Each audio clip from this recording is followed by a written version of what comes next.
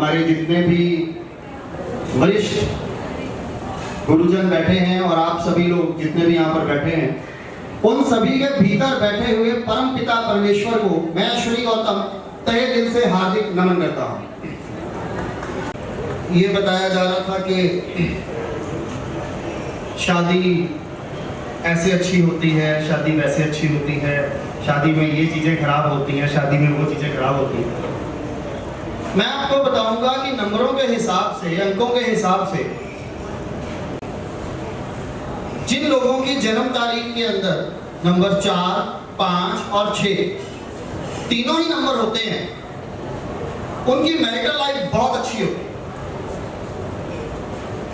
इसे हम अंक ज्योतिष में महालक्ष्मी योग कहते हैं, महाभाग्य योग कहते हैं। अच्छा, इस पे एक बात याद आई, सम्मेलन में इसी तरह से बात कर रहा था और यही कॉम्बिनेशन मैंने बताया, तो बीच में एक पर्सन उठे और उन्होंने मुझे कहा सर आप गलत बोल रहे हो। मैंने कहा क्यों? तो कहने लगे जी आमिर खान की कुंडली के अंदर 4, 5, 6 तीनों है, पर उसकी तो तीसरी शादी है। मैंने कहा भैया वो 3 गुना ज्यादा फायदा ले रहा है इस चीज से। एक शादी टूटती बाद में है, फिक्स पहले होती है। तो ये कॉम्बिनेशन अपने आप में एक बहुत ही अद्भुत कॉम्बिनेशन है कि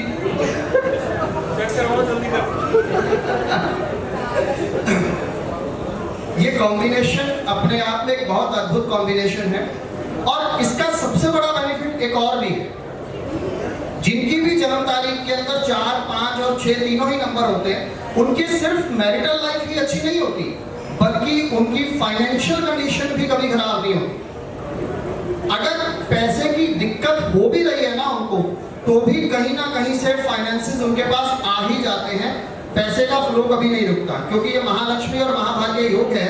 इसी वजह से भाग्य उनका हमेशा साथ देता है और लक्ष्मी जी की कृपा जो होती है वो उनके ऊपर सबसे ज्यादा रहती है। एक और कॉम्बिनेशन, यहाँ पर अध्यात्म की भी बात हो रही है, धर्म की भी बात हो रही है।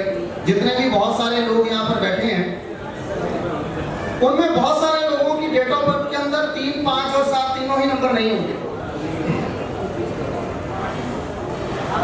अक्सर अध्यात्म की जब हम बात करते हैं तो 3, 5, 7 होता है, वो बहुत आध्यात्मिक होते हैं और अध्यात्म का उनको बड़ा आशीर्वाद होता है मां सरस्वती का। लेकिन 3, 5, 7 जिनके पास नहीं होता, वो बहुत अच्छे ज्योतिषी होते हैं। वो क्यों? क्योंकि वो रिसर्चर होते हैं, उन्हें शक करने की आदत होती है, उन्हें खोज करने की आदत होती है, वो किसी भी चीज की बड़ी गहराई में जाते हैं। इसीलिए अगर वो ज्योतिष के फील्ड में आ जाए और इस पे रिसर्च करें, तो वो आपको खोज कर ऐसी ऐसी चीजें निकाल कर देंगे जो शायद आपने कभी किताबों में भी नहीं। तो है ना, बहुत बढ़ चढ़ कर बोलता है कई बार। इसके इफ भी हैं और बट भी हैं, दोनों चीजें होती हैं।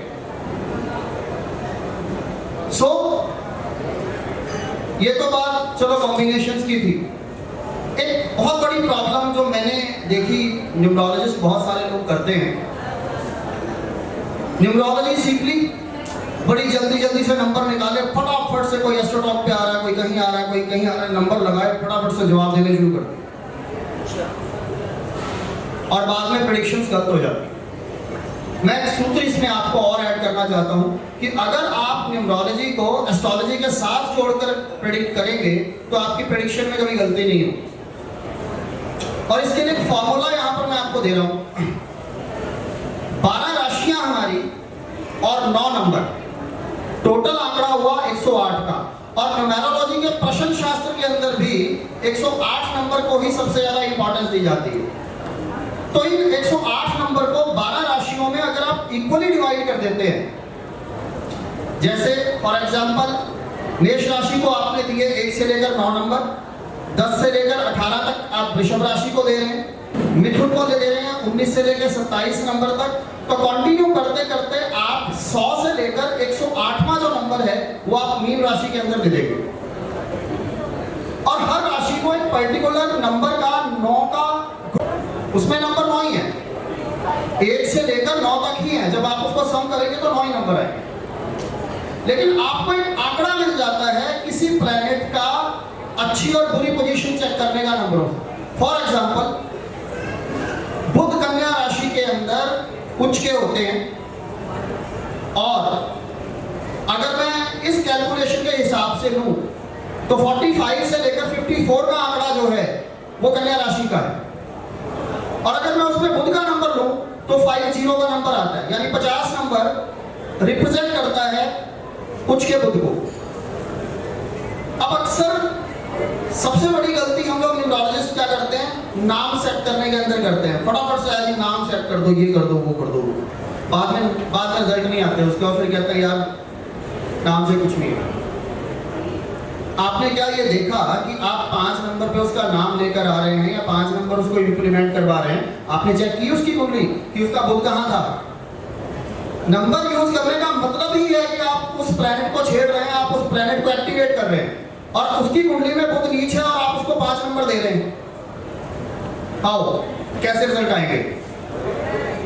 इसलिए एस्ट्रोलॉजी को साथ में लेना बहुत जरूरी है, अदरवाइज प्रेडिक्शंस में बहुत ज्यादा गलती होने की संभावना जो है वो रहती है। तो यहां पर न्यूमेरोलॉजी और एस्ट्रोलॉजी अपने आप में बहुत गहरा संबंध रखते हैं, उसकी कैलकुलेशंस। मेरे YouTube चैनल पर बहुत सारे ऐसे वीडियोस मिल जाएंगे आपको जो न्यूमेरोलॉजी और एस्ट्रोलॉजी को आपस में कनेक्ट करते हैं। मेरी एक रिसर्च भी चल रही है कि अगर आपके पास डेट ऑफ बर्थ है, टाइम ऑफ बर्थ नहीं है, तो भी आप अपनी वैदिक कुंडली बना सकते हैं। बहुत ही जल्दी इस रिसर्च को मैं आप लोगों के बीच में भी लेके आऊंगा। तो एस्ट्रोलॉजी को जरूर साथ में जोड़िए, तब जाकर आप न्यूमरोलॉजी से सही प्रेडिक्शन कर पाएंगे, और ये आपकी बहुत बड़ी मदद भी करेगा। समय आई थिंक 4 बज गया है और ज़्यादा नहीं है हमारे पास।